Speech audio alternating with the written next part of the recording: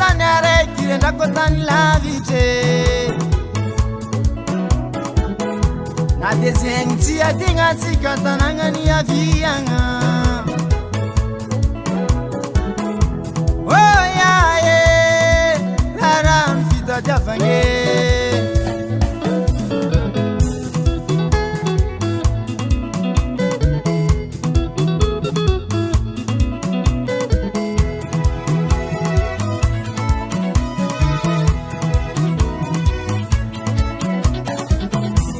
amaly babiagna olobe kono mba fagniliako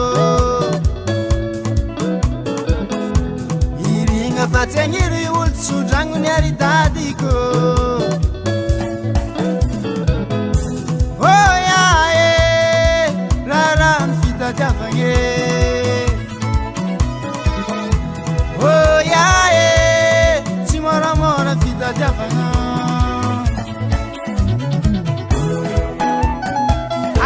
dans la diabé courage relevez les mains ça va relevez les mains ça va relevez les mains ça va relevez les mains ça va relevez les mains ça va relevez les mains ça va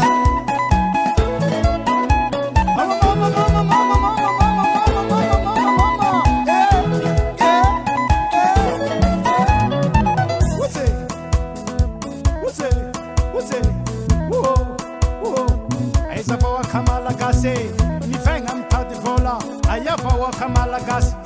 mifegna mitady vola ko mahazo ariary zato mitombo million jusqu'à milliard obabe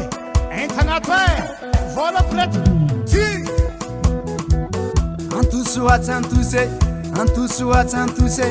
antusuatsa antuse antusuatsa antuse antusuatsa antuse antusuatsa antuse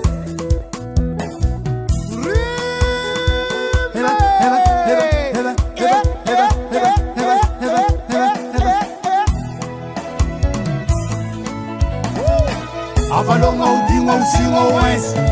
heba avalonga udinga usingo wens wabe avalonga udinga usingo wens